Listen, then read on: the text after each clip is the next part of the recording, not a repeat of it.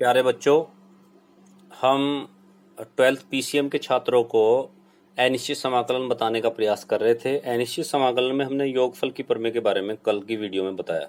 जो इससे पहले वीडियो रही है, इसमें योगफल की प्रमेय के आधार पर हम लोगों ने अनिश्चित समाकलन को समझाने का प्रयास किया। कारण ये भी था क्योंकि अनिश्चित समाकलन एक लिमिट बेस है, उसके अंदर एक लिमिट होती है, एक निश्चितता होती है और निश्चित ही उसके सभी के आंसर सेम आते हैं। जैसे किसी समाकलन को किसी लिमिट a टू b में लिया जाए तो a टू b का मतलब है वो a लोअर लिमिट होगी और b अपर लिमिट होगी, यानी लोअर और अपर लिमिट के बीच में ही उसको हमको हल करना होता है। तो योगफल की प्रमेय को मैंने कायदे से समझाने का प्रयास किया है, लेकिन जब हम इस प्रमेय को कर रहे थे तो उस समय मैंने ये भी बताया था कि ये प्रमेय जब ये बनाई गई थी तो इस बात को सोच के बनाई गई थी कि सभी फलनों के समाकलन इससे आसानी से किए जा सकते हैं। लेकिन ये कुछ ही समाकलन को निकालने में सक्सेस रही, उसके बाद सभी समाकलन निकालने में बड़ा प्रॉब्लम आने लगी, क्योंकि उसके लिए हमें बहुत सारी चीज़ें याद रखनी पड़ती थी।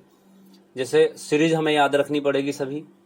अगर हमारे दो फलन इनटू में हैं यानी मल्टीप्लिकेशन में, तो दोनों की सीरीज आपको मल्टीप्लाई नहीं कर सकते। अगर सीरीज भी खोल देंगे तो मल्टीप्लाई नहीं कर सकते। तो ऐसी स्थिति में ये सवाल बहुत टिपिकल होते चले गए। तो ऐसी फिर इसको सेकंड मेथड के द्वारा करना ही उचित समझा। अब सेकंड मेथड क्या है? अनिश्चित समाकलन आप लोगों ने तीन विधि से समझा। एक तो सिंपल, दूसरा प्रतिस्थापन, तीसरा आंशिक भिन्न द्वारा समाकलन ज्ञात करना। क्लियर?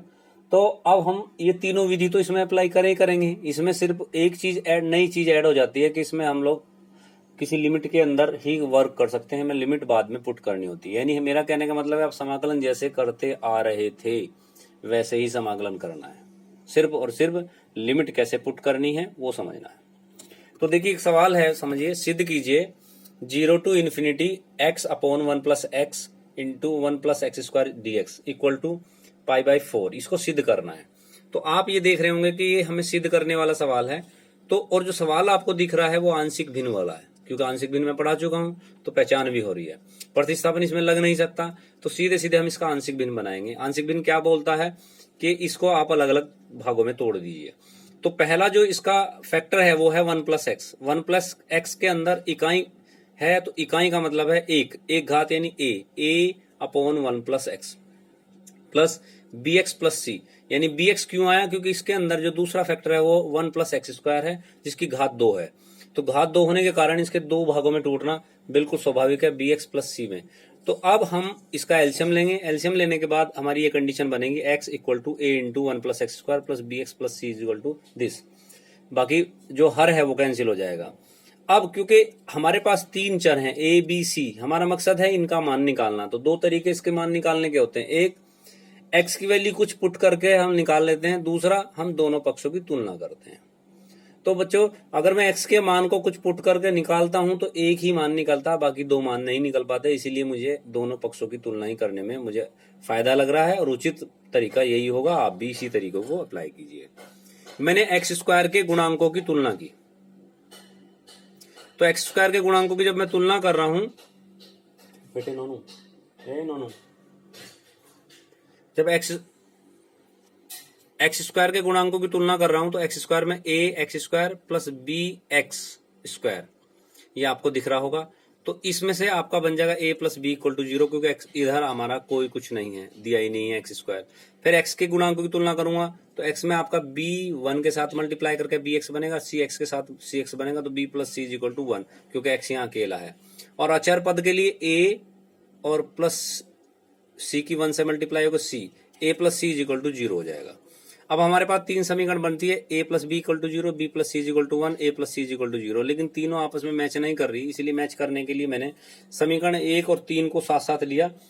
1 और 3 को, जिसमें से ए कैंसिल करने की कोशिश करूंगा ताकि दूसरे के साथ रह के, इसमें ए है यहाँ भी ए है, ताकि ये कैंसिल हो जाए और बी और सी में एक समीकरण बने और वो बी प्लस सी के साथ काम वो करके हम एक वैल्यू निकाल सके। तो ऐसे ही मैंने किया, दोनों समीकरण को लिया, इसमें से ए से ए कैंसिल कर दिया, B minus C equal to 0 हुआ। अब समीकरण 2 और 4 होगी, B plus C 1, B minus C 0, C से C cancel, 2b equal to 1, b equal to 1/2। अब जब b का मान आ जाएगा तो a का मान के लिए आप -1/2 हो जाएगा, सी, क्योंकि हमारे पास बी के मान निकलते ही प्रत्येक वैल्यू एक दूसरे के साथ अटैच है, इसलिए हम सभी वैल्यू को निकाल लेते हैं।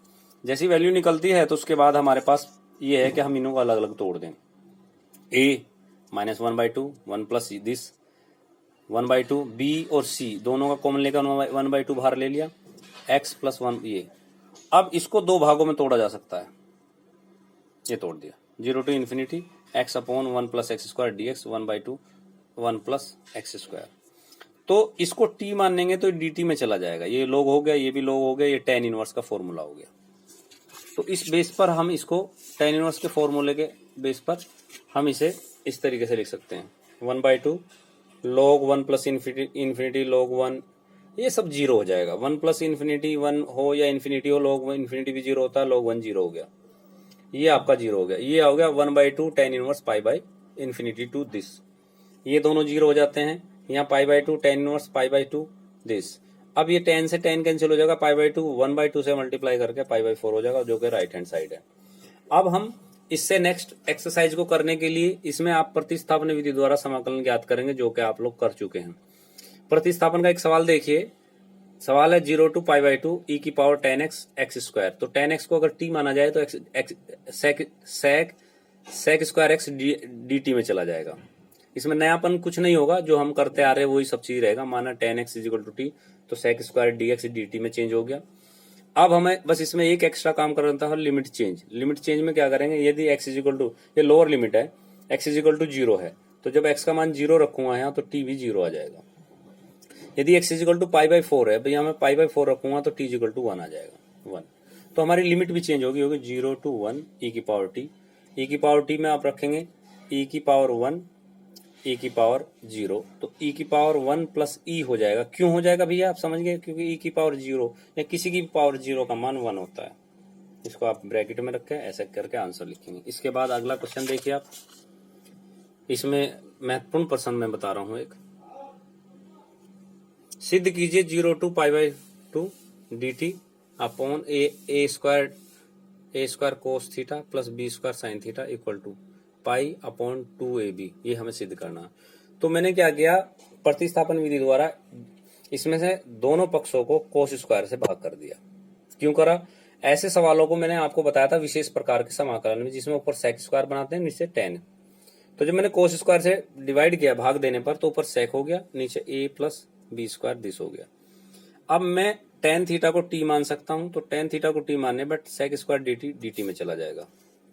ये सेक स्क्वायर, ये dt हो गया, a square plus B square t square यहाँ आपका आ जाता है। लिमिट जब चेंज करते हैं तो चेंज द लिमिट में आप x इक्वल टू 0 था तो t भी 0 रहेगा, क्योंकि हमने tan को t माना है, और x इक्वल टू π/2 था तो t इक्वल टू इन्फिनिटी हो जाएगा, जो हमारे पहले केस में भी हुआ है। तो फलन, नया फलन बनेगा 0 to infinity dt upon a square plus B T का whole square equal to 1 upon B square, 0 to infinity dt this 1। यहाँ से बी स्क्वायर को मैंने कॉमन ले लिया। इसके बाद आपका tan इनवर्स का फॉर्मूला बना है। tan इनवर्स का फॉर्मूला था 1 upon B square equal to 1 upon a tan inverse x upon a, 0 to infinity. तो ये 1 अपॉन a था, b ऊपर चला जाएगा, b से एक पावर कैंसिल हो जाएगी, 1 अपॉन a भी तो ये हो गया। जब मैं लिमिट खोल लूंगा तो लिमिट इन्फिनिटी और ये 0 हो जाएगा। इन्फिनिटी का मान π/2 होता है, ये रहा π/2 और 0, तो ये आपका हो जाएगा पाई अपॉन 2ab, जो आपका बहुत ही महत्वपूर्ण प्रश्न है, हमेशा बोर्ड में पूछा जाता है, बहुत महत्वपूर्ण प्रश्न है। इसी में ये भी बहुत महत्वपूर्ण क्वेश्चन है जो मैं आपको बताने जा रहा हूँ कि limit 0 to pi dx upon 1 plus 2 cos x। Rule के नियम ये कहता है इस तरीके के सवालों में ऊपर sec बनाइए और नीचे tan बनाइए। तो मैंने यहाँ 5 था, 5 के पास 1 मान लिया, 1 को खोल दिया, sine square x/2 plus cos square x/2 plus 2 cos square x/2 minus sine square x/2, कोस को तोड़ दिया। कोस के 3 फॉर्मूले होते हैं कोस 2a के, तो ये एक फॉर्मूला पहले वाला ये खोल दिया। क्यों, क्योंकि मुझे कोस स्क्वायर से पूरे हिस्से को भाग करना है। इससे आपका ये कैलकुलेशन करने है, जब इसका ब्रैकेट खोलूंगा इसका खोलूंगा तो आपको बनेगा 3 साइन स्क्वायर प्लस 7 इतना। फिर 0 टू पाई, ऊपर मैंने कोस स्क्वायर से डिवाइड किया दोनों तरफ, जैसे पहले क्वेश्चन में गया था, सेक स्क्वायर दिस हो गया, ये हो गया। tan x/2 को t मान लिया, tan x/2 equal to t, sec square x/2 equal to 2 dt। Limit change करेंगे वही सेम लिमिट आपकी आएगी जैसे पहले आई थी इन्फिनिटी, 0 to इन्फिनिटी 2 dt 3 ये। अब 3 कॉमन इसमें से ले लीजिए आप, ये रहा 2/3 आपका बन जाता है dt/t² प्लस दिस, जैसे आपको उसको कॉमन लेना है। इसके बाद ये फॉर्मूला tan इनवर्स का है, तो tan इनवर्स के फॉर्मूले का आधा 2/3 ये था, √1 होता है तो ये √3/√7 हो जाएगा, tan इनवर्स t/दिस हो जाएगा। जब मैं इसका मान इन्फिनिटी रखूँ तो tan इनवर्स इन्फिनिटी रहेगा, और ये 3 है, 3 को आप √3 इंटू √3 लिख सकते हैं, √3 से √3 कैंसिल हो जाएगा, जो √3 प्लस √7 है इंटू वो √21 हो जाएगा, और यहाँ tan इनवर्स इन्फिनिटी -0 ये π/2 होता है। तो ये आपका π/2, 2 से 2 कैंसिल हो गया तो π/21 हो जाता है, √21 ये आंसर है। ये आज की कड़ी में मैं इतना ही आपको बताऊंगा, और नेक्स्ट जो मेरी वीडियो रहेगी बच्चों वो उसमें मैं आपको बहुत ही महत्वपूर्ण चीजें बताने जा रहा हूँ, जिसे कहते हैं निश्चित समाकलनों के गुणधर्म, यानी आप समझिए प्रॉपर्टीज ऑफ डेफिनिट इंटीग्रेशन। अभी तक जितने भी सवाल हम लोगों ने किए हैं या कर रहे हैं वो ऐसे क्वेश्चन हैं जिनको हम डायरेक्ट कर सकते हैं, लेकिन हम आगे की जो प्रॉपर्टी हम पढ़ने जा रहे हैं वो उसका मकसद सिर्फ ये है कि हम इतना भी ना करें, हम डायरेक्ट प्रॉपर्टी लगा के ही हम लिमिट को पुट करके ही पता कर लेंगे इस फंक्शन का आंसर ये हो जाएगा। यानी हमें कम करना पड़े, ज्यादा मेहनत ना करनी पड़े, और उसकी जांच हम पहले कर लें। तो ये हमारे लिए क्यों फायदेमंद है कि भाई बच्चों हम पढ़ने के बाद कॉम्पिटिटिव एग्जाम में भी बैठने वाले हैं, तो हम इतना लंबा प्रोसीजर ना अप्लाई करके हम डायरेक्ट कोशिश करेंगे कि डायरेक्ट उसका आंसर हमें पता लगे। तो ये जो गुणधर्म होते हैं जिन्हें प्रॉपर्टीज ऑफ डेफिनिट इंटीग्रेशन कहते हैं, इसे बहुत कायदे से आपको समझना चाहिए, और समझ के उसको बहुत अच्छे से अप्लाई करना भी सीखना चाहिए। तो आप मेरे साथ जुड़ेंगे नेक्स्ट वीडियो के साथ। धन्यवाद बच्चों।